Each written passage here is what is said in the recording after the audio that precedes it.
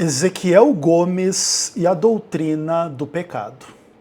Eu sou o Ezequiel Gomes, você está no canal Vem Senhor Jesus e hoje nós continuamos aqui a nossa série autobiográfica, né? E nesse momento da série eu tô contando um pouco a minha história com algumas doutrinas. E até esse ponto nós já trabalhamos a doutrina de Deus, a doutrina da igreja e a doutrina da morte. E hoje nós vamos falar um pouco sobre a doutrina do pecado, ok? Bom, eu contei para vocês aqui durante toda essa série que eu me tornei ateu muito jovem e para mim o conceito de pecado sempre foi um obstáculo bem grande, tá? Não que quando eu fosse ateu eu não soubesse, não intuísse, não entendesse que certas coisas são erradas e certas coisas são corretas, ou que certas coisas são boas e que certas coisas são más. Entretanto, eu sempre identifiquei que existe uma certa área cinzenta em relação a essas discussões na experiência de seres humanos diferentes.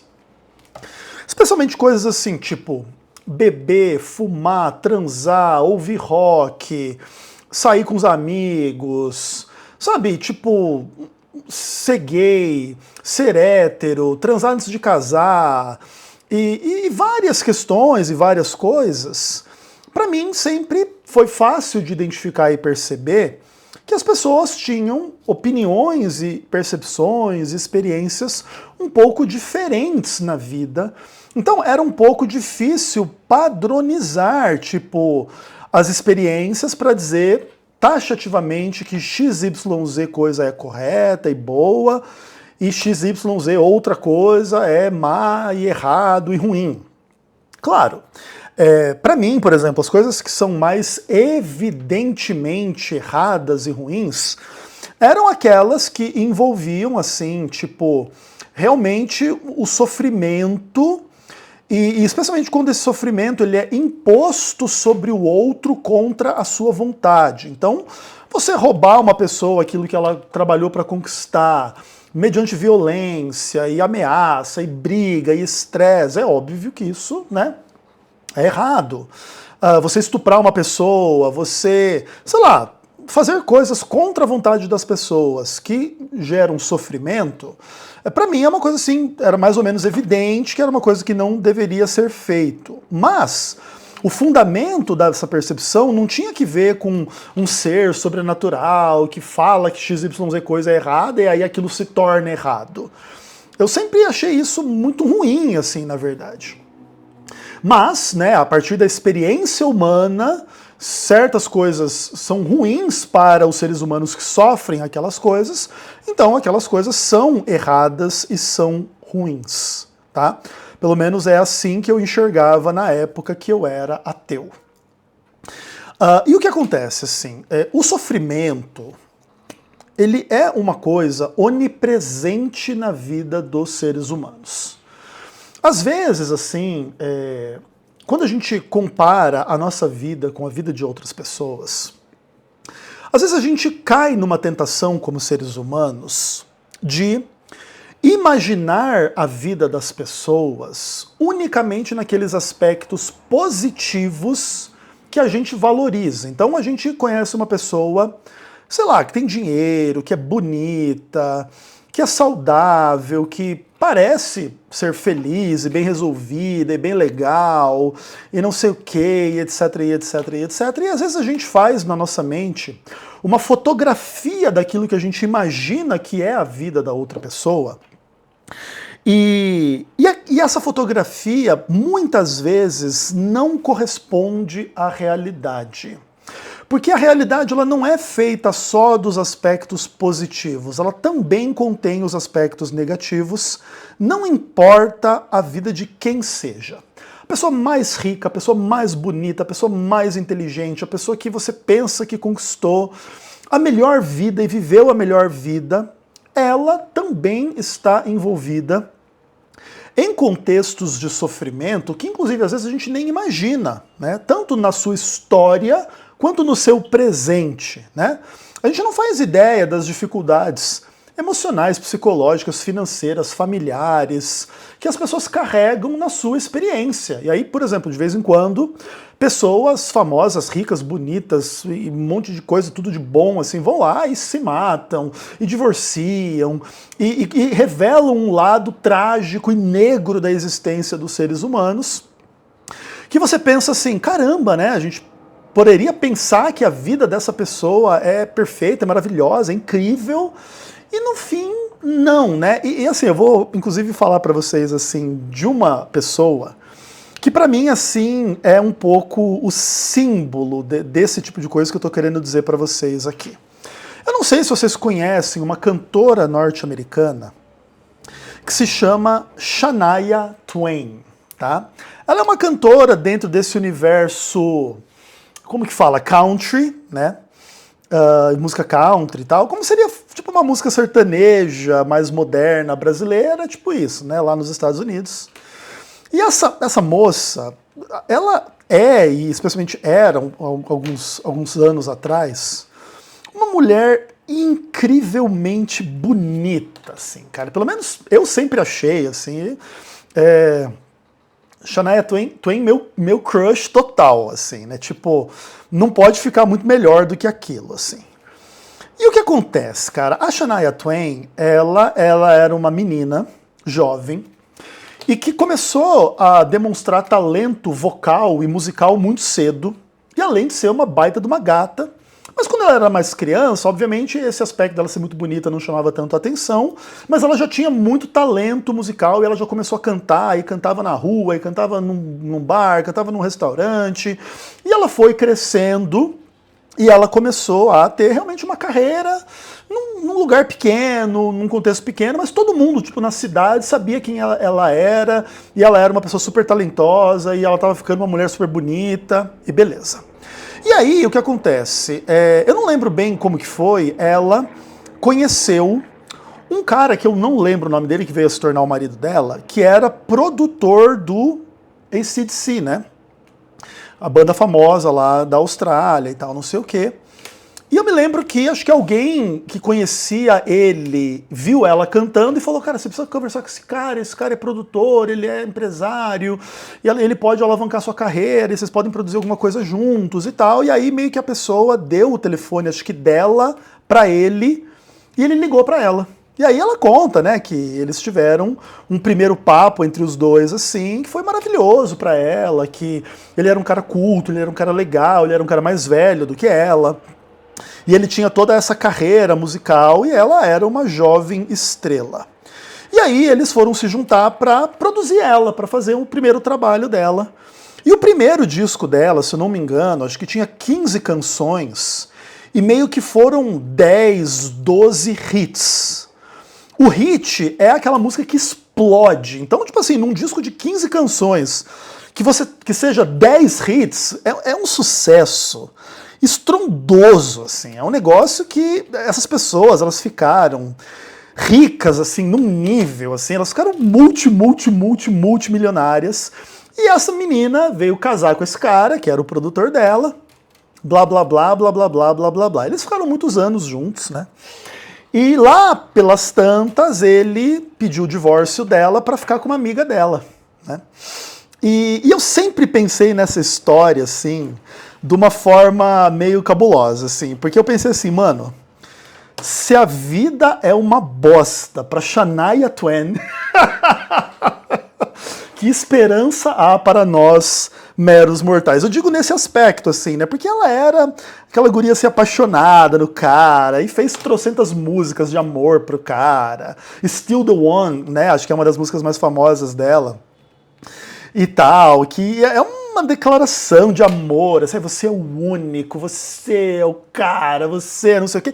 E ele é um cara feio, estranho, assim, e ela é uma menina maravilhosa, assim. E o cara vai lá, dá um pé na bunda dela e fica com a amiga dela, e parabéns a todos os envolvidos, né? Então o que acontece? Assim, a gente não faz ideia da realidade das coisas, e mesmo pessoas assim que às vezes têm coisas que a maioria dos seres humanos considera, ai, que legal, interessante, é complicado. Inclusive depois, no futuro, ela vai ser picada por um carrapato que ela andava de cavalo, e ela inclusive vai ter um problema de saúde bem grave, ela vai perder muito da capacidade vocal dela, e agora ela acho que fez fisioterapia, ela até voltou um pouco a cantar, mas não mais da forma como era antes, assim. E passou, obviamente, por vários perrengues, vários sofrimentos, apesar de ser super rica, super bonita, super interessante, etc. Então a gente está pegando um pequeno exemplo aqui para dizer que, assim, não tem ninguém que esteja alheio ao sofrimento. Mas, além disso, existe um outro problema. Existem sofrimentos no mundo que são absurdamente brutais. Sabe, assim, tipo, em relação a questões, assim, realmente do mal, assim, sabe? De doenças, de dor, de sofrimento, de frustração, de pobreza, de miséria, de injustiças, de coisas, assim, que é até difícil descrever, assim, na real, né? Então, o que acontece, assim, quando a gente experimenta essas coisas, a gente vislumbra a realidade do mal que existe no mundo, a gente meio que buga a cabeça. E eu me lembro de ser jovem e a minha cabeça bugar com aquilo e eu concluí que Deus não existe e ponto final. E só depois de muitos anos e muita reflexão é que eu vou realmente dar atenção, de um ponto de vista crente, à doutrina do pecado. E essa doutrina, ela sempre foi, para mim, uma das mais importantes à medida em que eu tive o meu encontro com Deus. Porque o que acontece? No meu primeiro encontro com Deus e nas primeiras experiências que eu tive com Ele, já estava embutida nessa experiência algum tipo assim de denúncia de Deus em relação aos meus pecados, aos meus problemas, às minhas questões, né? Então, por exemplo, quando eu tive o meu encontro com Deus lá no texto de Isaías capítulo 48, ali naquele texto, Deus, ele se dirige ao leitor, né, vamos dizer assim, naquele momento eu entendi um papo pessoal dele comigo. E, por exemplo, no verso 4, né? Eu sabia que eras obstinado, tua cerviz é um tendão de ferro e tens a testa de bronze.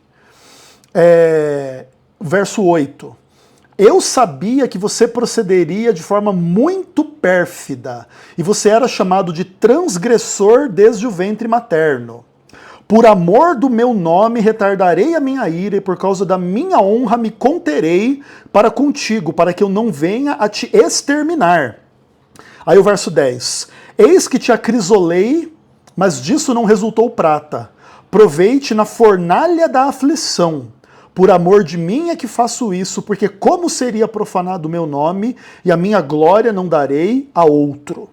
Então veja, assim, quando eu tive meu primeiro encontro com Deus, já essas repreensões em relação ao meu caráter, a minha experiência, a minha vida, elas já sempre estiveram presentes.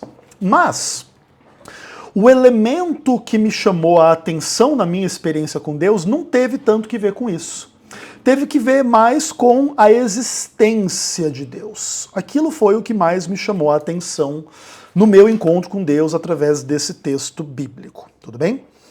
Só que, naturalmente, à medida em que eu fui entretendo a ideia de que Deus pudesse realmente existir, e realmente estivesse falando comigo, e realmente estivesse vindo até mim para se revelar e para bater um papo e etc e tal, é óbvio que esse conceito da denúncia em relação aos meus, entre aspas, pecados, ele veio à tona no meu coração. E o que acontece? Assim, todos nós seres humanos, às vezes quando a gente pensa no sofrimento que os outros causam pra gente, ou no sofrimento que a gente passa, a gente faz uma leitura X. Mas quando a gente causa sofrimento a alguém, ou a gente faz uma coisa que seria errada dentre essas coisas assim que são feitas contra a vontade das pessoas e que causam sofrimento e etc., aí a gente tem um pouco mais de dificuldade de ter uma visão muito pesada daquilo. Então, por exemplo, Se uma namorada me larga, a Adriana me largou e foi embora, eu vejo aquilo assim como um mal terrível. Mas se eu largar uma menina porque eu não quero mais ela, eu vejo aquilo que pode até ser um mal, mas é um mal menos terrível. Né? Todos nós temos um pouco a ideia de que o mal feito contra nós é muito grave e o mal que a gente faz é menos grave. Isso tem raízes psicológicas complexas na experiência humana. Então, todos nós temos que estar alerta em relação a isso. E a gente tem que lidar com o mal da gente igual o mal do outro. Então, se eu faço um mal contra uma outra pessoa, eu preciso entender que esse mal é tão maligno, é tão ruim, é tão tudo de ruim, como se eu tivesse sido vítima daquele mal que eu fiz. Isso, inclusive, tem que ver com a regra áurea, não fazer para o outro que você não quer que faça para você, e fazer para o outro que você quer que se faça para você.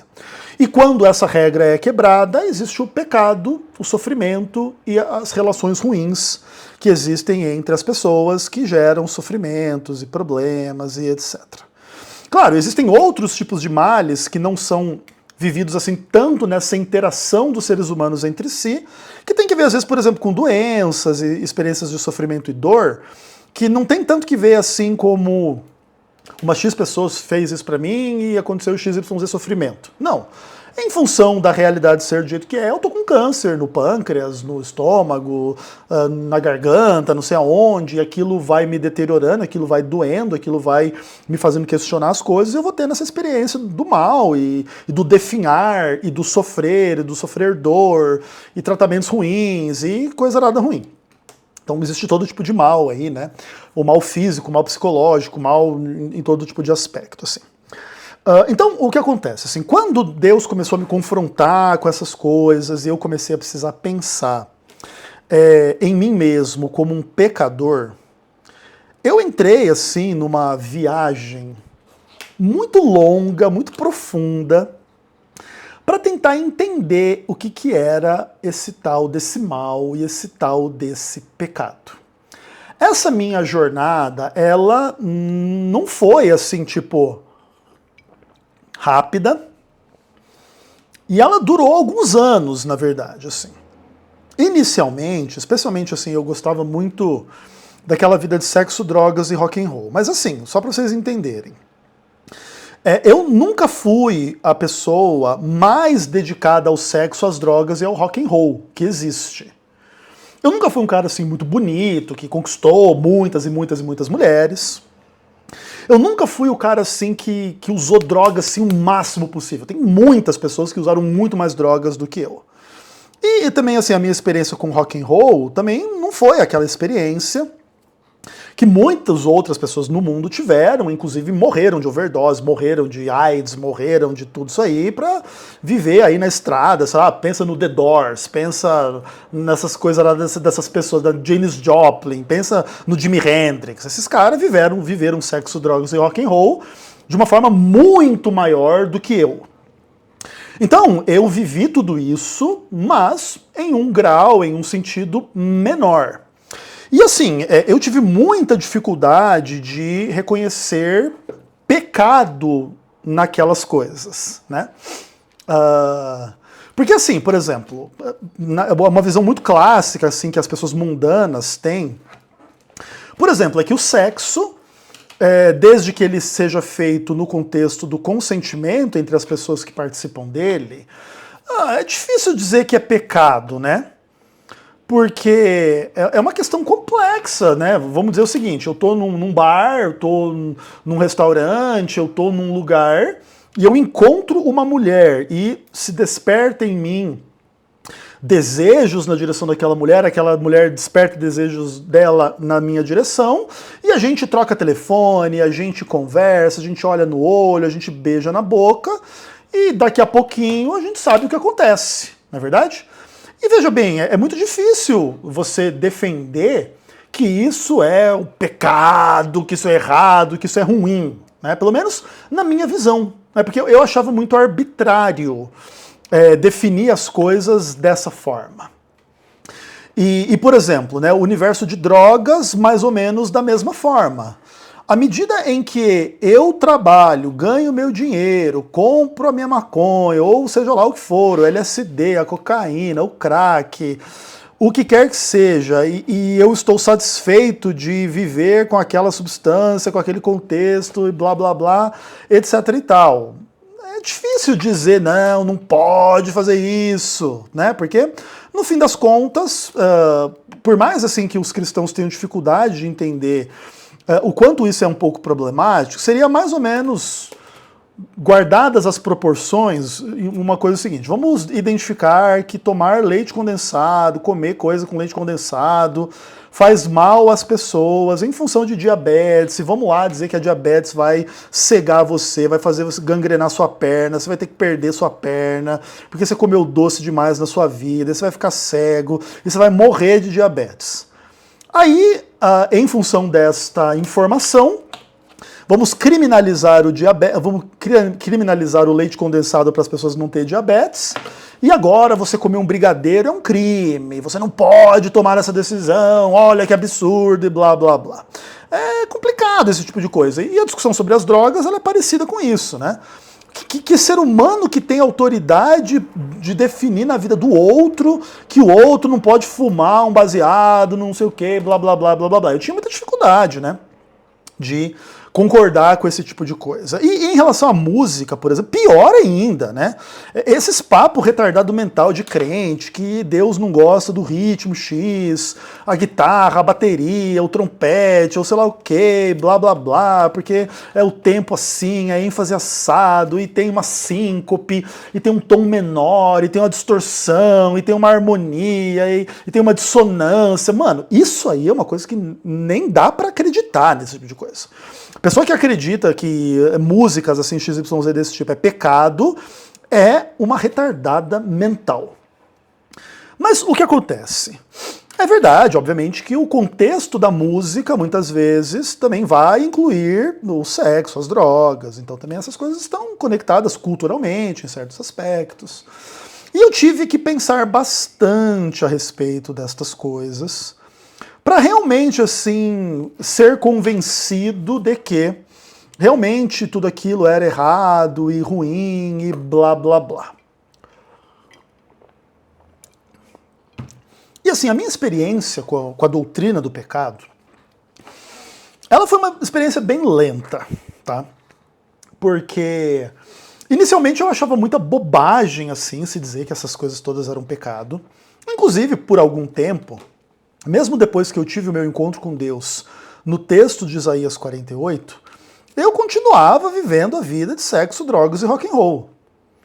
Tanto eu tive dificuldade de concordar que isso tudo era pecado e que eu precisava me converter e abandonar a minha vida e blá blá blá, quanto eu tive o meu encontro com Deus e aquilo foi impactante para mim, aquilo foi uma semente que foi plantada em mim, que vai conduzir, sim, a minha conversão, eu vou abandonar o mundo e a vida que eu vivia em relação a essas coisas, e a postura que eu tive na vida em relação a essas coisas vai mudar radicalmente, tá? Eu vou deixar de ser uma pessoa que cria e vivia a filosofia do sexo, drogas e rock and roll, mas isso não vai ser um processo, não vai ser um processo rápido, da noite para o dia, e não virá através de uma autoridade externa, nem da igreja, nem de nada, a não ser naquilo que Deus falou e explicou para mim no meu coração. Se não tivesse sido feito dessa forma, eu nunca teria me tornado um crente. Ninguém poderia vir dizer pra mim e me convencer que eu não podia fumar que eu não podia comer as meninas, que eu não podia tocar Black Sabbath. Ninguém nunca poderia me convencer de nada disso, tá? Eu viveria essa vida o resto da minha vida, já poderia até estar morto, se fosse esse o caso. Ou também poderia estar aí vivendo essa vida até hoje, etc, etc, etc. Mas eu fui ter curiosidade religiosa, eu fui ler a Bíblia, e Deus falou comigo, e de dentro para fora, Deus começou a me ensinar e a me explicar, através de muita leitura e muita reflexão, tá?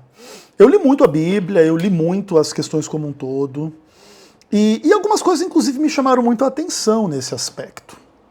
Tipo assim, por exemplo, as questões de sexualidade na Bíblia, elas se revelaram bem mais complexas na minha visão do que eu poderia esperar, assim, no meu naquele... Eu tinha um ranço em relação ao catolicismo, né, por causa dessa hipocrisia sexual toda.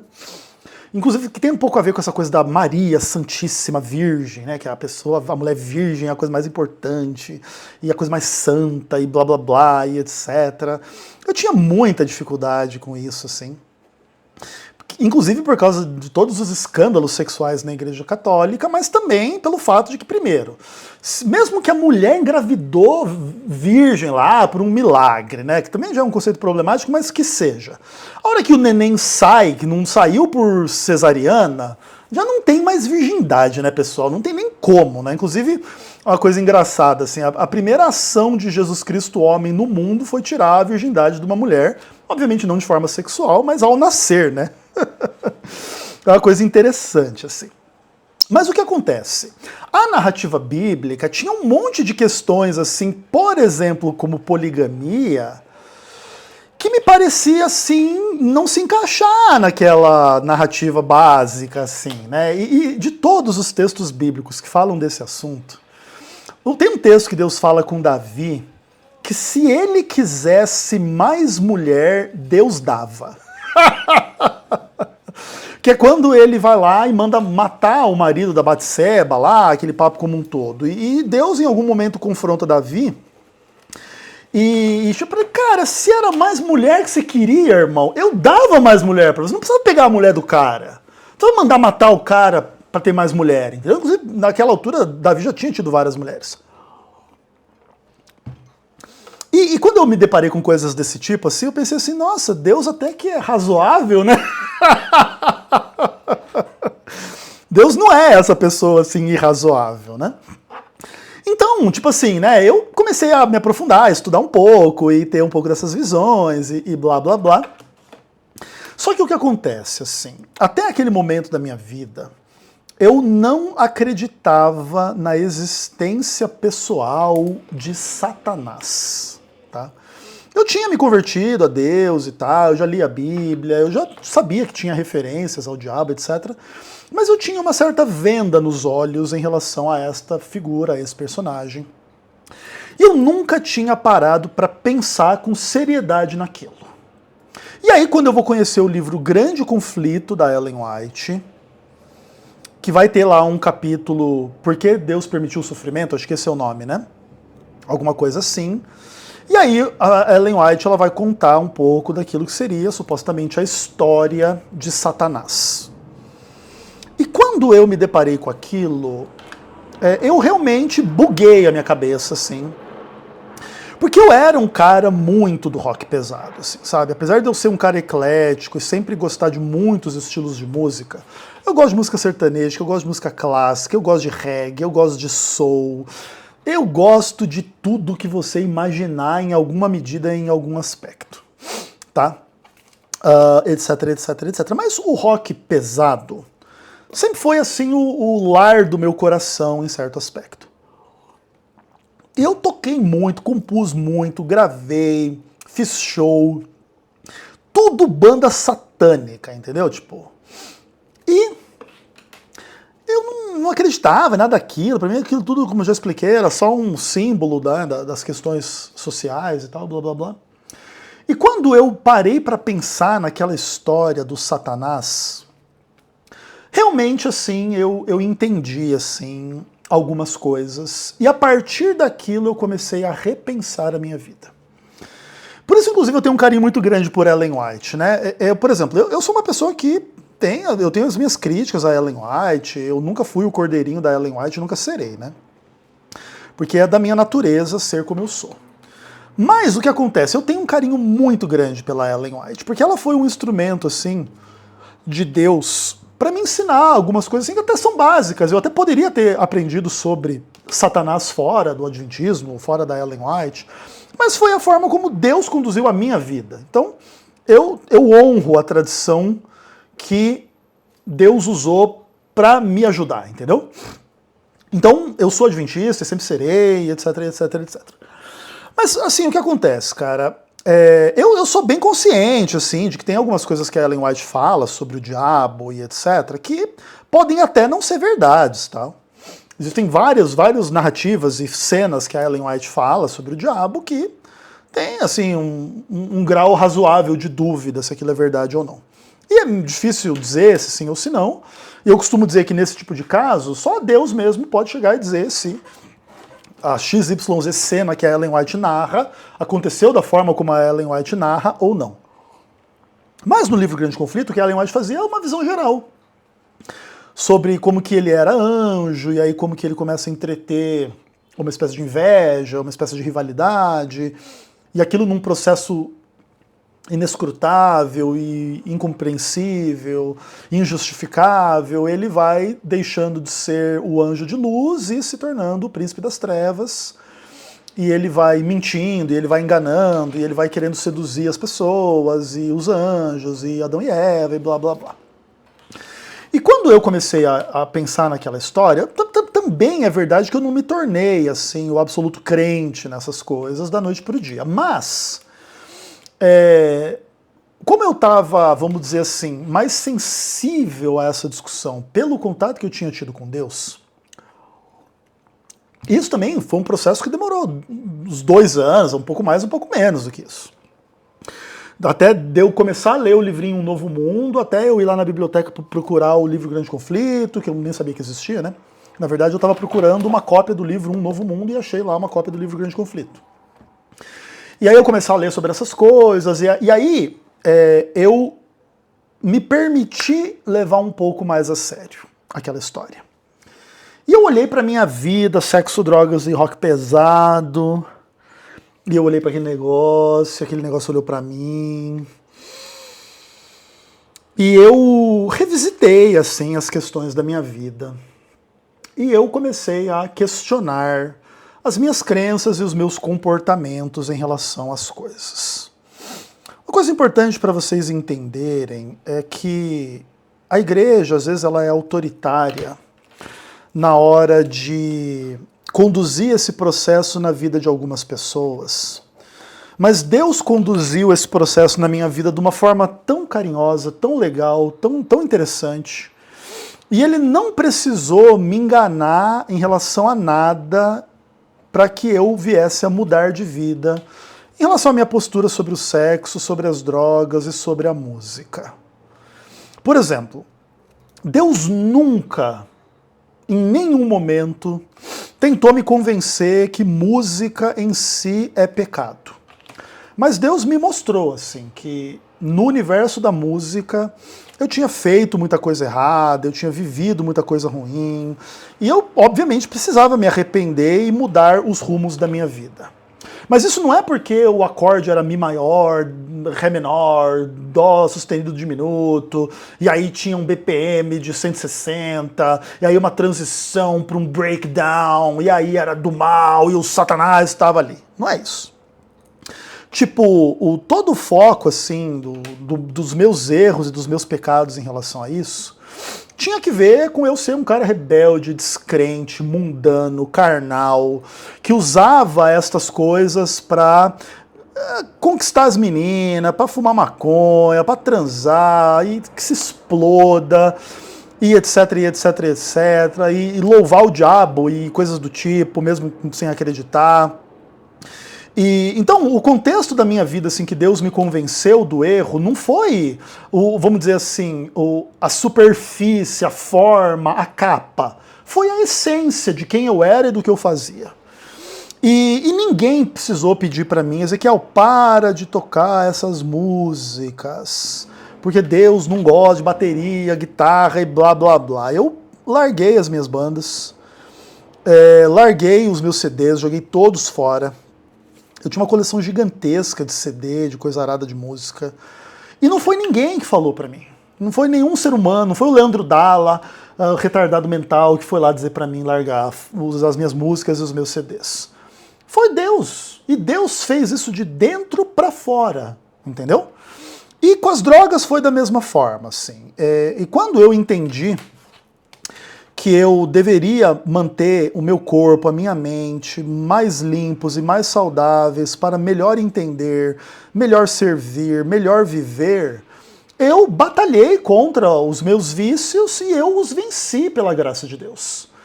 E, inclusive, eu sou imune a drogas, já falei. Não que eu também não precise me cuidar e precise entender que eu não posso voltar a querer. Porque se eu quiser voltar a querer, eu posso voltar a usar.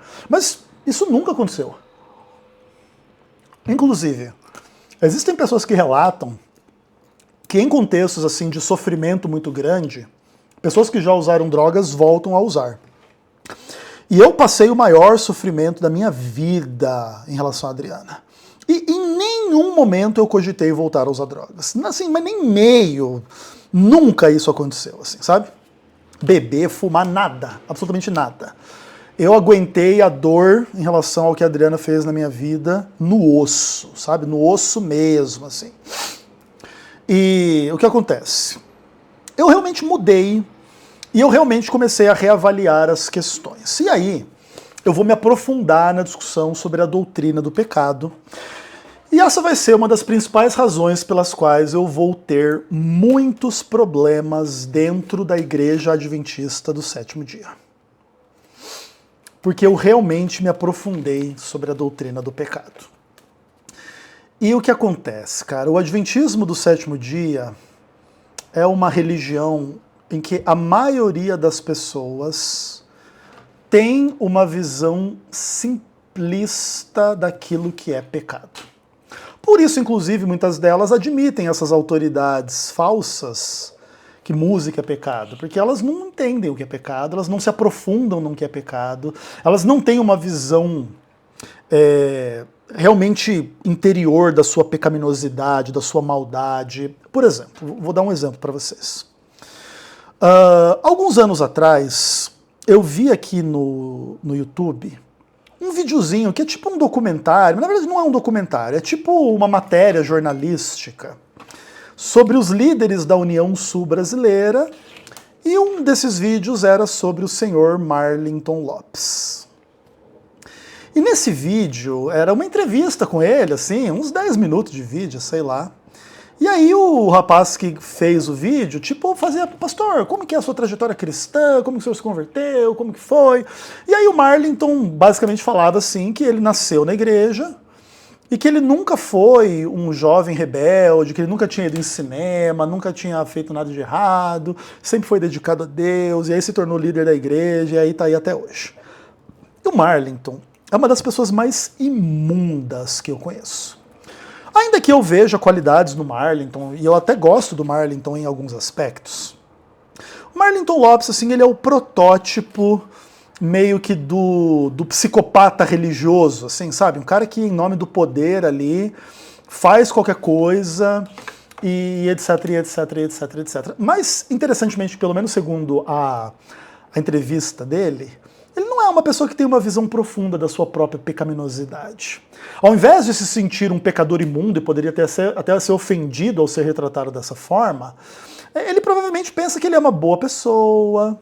Inclusive o fato dele acobertar corruptos e vagabundos em geral na Igreja Adventista do Sétimo Dia é um detalhe de menos importância na visão do Marlington, provavelmente. E o Marlington aqui está sendo pego como um exemplo, mas o Marlington é um pastor, presidente de união, etc.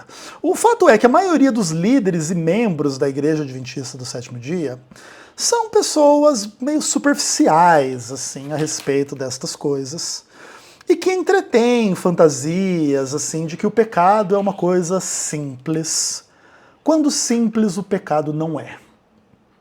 A começar pela origem do pecado. E aí é o seguinte, ó, deixa eu dizer para vocês. Eu vou deixar aqui na descrição desse vídeo, talvez num comentário fixado, uma playlist de uma das minhas semanas de oração a respeito da doutrina do pecado, que é a playlist assim que eu mais tenho carinho no meu coração sobre esse assunto. São 8 sermões. E lá é assim, ó, sermão 1, pecado como rebelião, sermão 2, pecado como herança, sermão 3, pecado como uma lei presente na natureza humana, sermão 4, pecado como estado ou condição, Sermão 5, pecado como conceito relativo. Sermão 6, pecado como culpa. Sermão 7, pecado como deficiência inevitável. E sermão 8, pecado como transgressão. A maioria dos adventistas entende o pecado meramente como transgressão. E não é verdade. Existe toda uma estrutura de realidade que tem que ver com o pecado de Lúcifer, o pecado de Adão, o pecado original, a natureza humana e etc., que criam o contexto do ser humano ser um transgressor. E isso tem que ver com uma experiência muito complexa, né, da humanidade em relação ao diabo e a Adão e Eva e etc. Alguns grupos adventistas não gostam muito, né, dessa ideia, mas ela é bíblica, ela é correta, ela é verdade.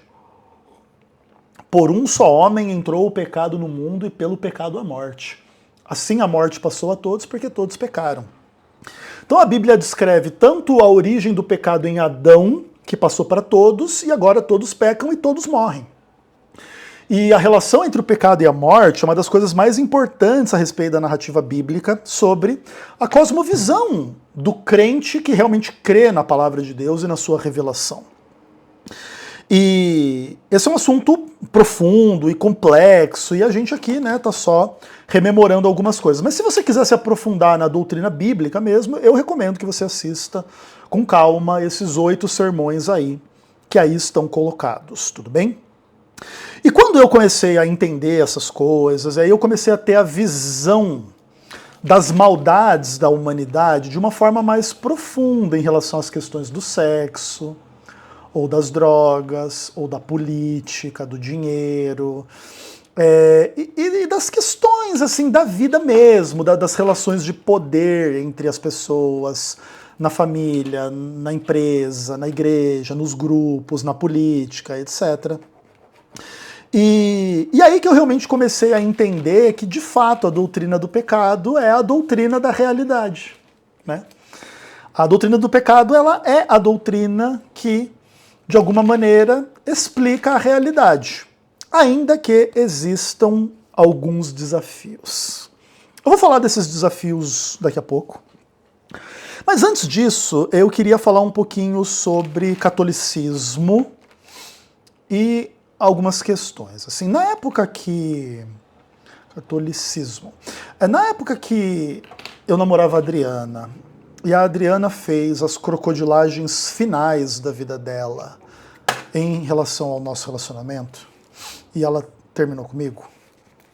Nessa época, eu estava lendo esse livro aqui, Repensar o Mal, da Ponerologia à Teodiceia, do sacerdote católico espanhol Andrés Torres Queiruga. Esse livro é muito interessante, mas ele é um livro herético, no sentido de que ele prega uma heresia, mas eu gostei muito assim da leitura desse livro. Esse livro fez muito bem a mim, de certa forma. Olha que interessante aqui. No final desse livro, eu coloco lá a data que eu terminei de ler ele, né? 25/10/2014. A Adriana terminou comigo talvez uns 3, 4 meses antes disso. Eu já estava lendo o livro e eu terminei de ler nesse processo assim, que foi a época do maior sofrimento da minha vida. E foi uma coisa assim bem pesada. Eu sempre gostei de ler teologia católica, tá? Apesar de eu discordar bastante da Igreja Católica em termos de teologia, eu tenho muitos livros das edições paulinas, né? Esse aqui é Paulinas, né? E tal, etc. E tem muita coisa interessante, muita coisa legal no universo dos estudos bíblicos. E eu me aprofundei um pouco, assim, e aí eu fui estudar um pouco essas coisas de pecado mortal e pecado venial, né? Que são os famosos pecados capitais, né? E eu acho essa discussão uma discussão muito interessante. Porque os pecados capitais, eu não lembro talvez todos eles, né? Ira, gula, luxúria, preguiça. Vamos ver todos aqui, deixa eu procurar isso aqui, ó. Pecados capitais, quais são eles todos? Vamos lá, ó. Gula, avareza, luxúria, ira, inveja, preguiça e soberba. A visão católica a respeito dessas questões é uma visão mais madura do que a visão adventista. Claro, essa distinção pecado mortal, pecado venial, ela tem uma leitura bíblica lá em 1 João, né? Há pecado para a morte, há pecado não para a morte, mas lá também não se diz que o pecado para a morte é esse e o pecado não para a morte é aquele. Mas a leitura católica, ela é uma leitura interessante, assim. Porque, tipo, você acaba entendendo as questões da natureza humana de uma forma um pouco mais madura. Então, por exemplo, às vezes, essas tentações ou essas práticas que a gente tem em relação à glutonaria, comer muito, beber, fumar, usar drogas, avareza, essa coisa muito focada em dinheiro, luxúria, agora tudo é sexo, ira, violência, maldade, né? A pessoa quer destruir a outra, inveja, todos esses sentimentos assim de se sentir inferior aos outros e ficar se vitimizando em função disso. Preguiça, a pessoa que quer conquistar as coisas sem fazer nada. Soberba, que é o inverso da inveja, né? A pessoa que pensa que ela é superior às outras. Essa leitura católica é uma das leituras assim mais legais na hora da gente identificar certas tendências pecaminosas em cada um de nós, e nem todo mundo tem todos, né? Às vezes o pecado de um é maior na gula do que na avareza, o outro maior na luxúria do que na inveja, o outro é maior na soberba do que em relação à ira, né? E cada um, de acordo com a sua personalidade, com os seus traumas, com a sua história, tem uma história um pouco diferente em relação a esses pecados. E é interessante que a Igreja Católica coloque isso como pecado, mas são pecados veniais que a gente tem que aprender a conviver com eles e não se sentir desesperançado, assim, né? Diferente, por exemplo, de realmente você ser um assassino, estuprador, ladrão, hipócrita, idólatra, num sentido do mais absurdo, assim.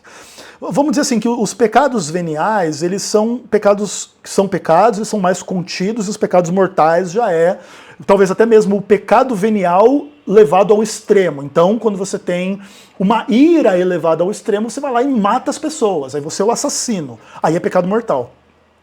A luxúria, você pode ser dominado, ou você ter esses sentimentos assim de querer transar com muitas pessoas, mas você vai lá e adultera e vive em prostituição, aí você está em pecado mortal.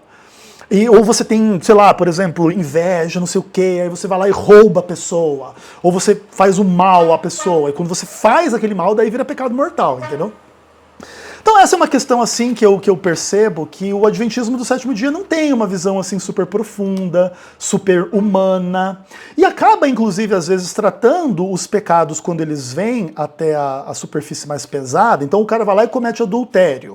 Aí fica todo mundo assim, ah, meu Deus, que absurdo. Mas no coração tem luxúria, tem inveja, tem soberba, tem essas coisas, entendeu?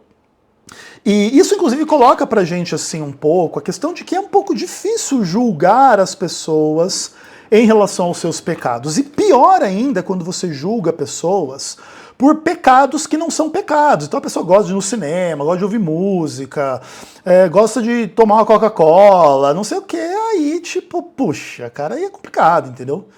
Vai ficar bem complicado. Porque ainda que possa existir, tipo, sei lá, eu gosto de beber uma Coca-Cola, então pode ser que eu goste de gula, mas ao mesmo tempo comer é uma coisa da natureza, a gente precisa até sobreviver através da comida. Então, às vezes a gente tem até um hábito ruim de tomar uma Coca-Cola. Eu, por exemplo, hoje estou tomando um suco de uva aqui, um puro vinho sem fermentação. Mas eu poderia estar bebendo uma Coca-Cola. E aí assim, não, meu Deus, que absurdo e blá blá blá. Então, o Adventismo do Sétimo Dia, apesar de ter uma leitura legal sobre a lei de Deus, e nós vamos falar sobre isso ainda nessa série, sobre a minha experiência com essa doutrina, tem uma visão um pouco superficial e idiota sobre o que é pecado. E quando eu comecei a me aprofundar na discussão sobre o pecado, e eu comecei a pregar a noção da pecaminosidade universal, da ideia que todo mundo peca, e ninguém vai viver sem pecado, e blá blá blá, eu atraí uma inimizade gigantesca dentro do Adventismo do Sétimo Dia. Muitas pessoas tentam pintar assim que eu tive problemas na igreja porque eu sou uma pessoa ruim e problemática. E eu não vou negar que eu tenho meus aspectos problemáticos e ruins.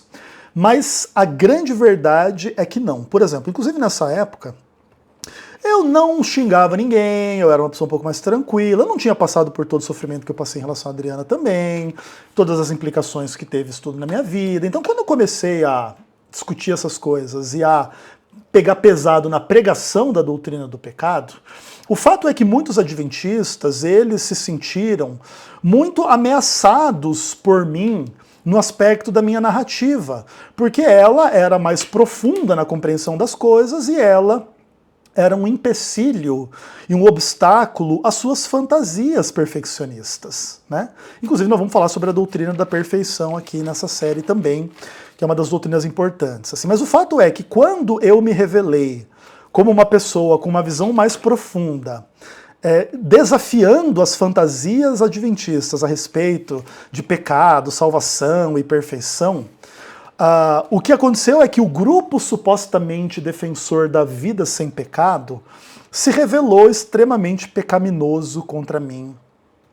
Através de todo tipo de perseguição e maldade, má compreensão das coisas e má colocação das coisas, e agiram dentro e fora da organização adventista para me prejudicar. Que é um pouco do contexto do que vai acontecer comigo depois, no meu desligamento do ministério. Essa é uma discussão bem interessante e para mim é interessante lembrar dela. Assim, eu não guardo mágoas em relação a ninguém nesse aspecto. Todas as pessoas que eu julgo que foram responsáveis pelo meu desligamento do ministério foram processadas na justiça. E é uma lástima assim, que o judiciário brasileiro seja ridículo em alguns aspectos, ainda que também seja competente em outros, e aqui nós não vamos ficar assim tretando com o judiciário, não. Vamos esperar alguns anos no futuro aí, a hora que a gente tiver respostas definitivas a gente conversa. Mas o fato assim é que é meio lamentável assim a realidade do adventismo do sétimo dia, nesse tipo de contexto como um todo. E a doutrina do pecado, entretanto, ela tem uma dificuldade que se não fosse ela seria perfeita. Mas eu gostaria de dizer para vocês um pouco assim sobre a única objeção que eu vejo à doutrina do mal. Cara, se não fosse esse problema que eu vou apontar para vocês aqui agora, a doutrina bíblica a respeito do pecado seria a explicação da realidade. Mas esse elemento aqui, ele acaba colocando uma pulguinha atrás da orelha na gente, que tem que ver com a presença do mal no universo de forma mais ampla do que na Terra. Isso aqui é um tema um pouco polêmico, um pouco complexo. Eu vou tentar explicar para vocês como que eu penso a respeito. Dentro do Adventismo do sétimo dia, nós discutimos assim um pouco a ideia de que Deus ele criou o mundo, e não só o mundo, mas o universo inteiro. E o universo inteiro ele tem uma magnitude de tamanho tão grande, uma complexidade tão grande, que é basicamente impossível, do ponto de vista teórico, que não exista vida além do nosso planeta. E ainda que isso não seja um fato comprovado cientificamente, existem algumas coisas que são comprovadas cientificamente sobre o nosso universo. Por exemplo, é comprovado que ao redor da maioria das estrelas que existem planetas. Inclusive, em alguns lugares, planetas bem parecidos com o planeta Terra. O que significa dizer que, ao nosso redor no universo, existem, sei lá, bilhões, trilhões, quadrilhões, quinquilhões, sei lá quanto, de estrelas rodeadas por planetas que têm, no mínimo, o potencial de serem muito parecidos com o planeta Terra. Além de que também seria possível conceitualizar que pode ser que existam formas de vida diferentes em planetas diferentes da Terra. Então aqui na Terra a gente tem uma proximidade da nossa estrela X que permite ter água líquida, ter atmosfera, ter planta, ter não sei o quê, e animais e vida do jeito que é aqui. Mas vamos dizer que o nosso planeta, ou que um outro planeta esteja muito mais longe do Sol deles do que nós estamos do nosso. Pode ter outras formas de vida diferentes.